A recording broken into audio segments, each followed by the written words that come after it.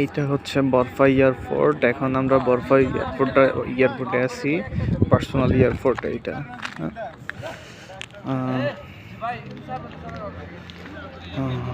আমরা চলে যাওয়ার সময় হয়ে গেছে অলরেডি।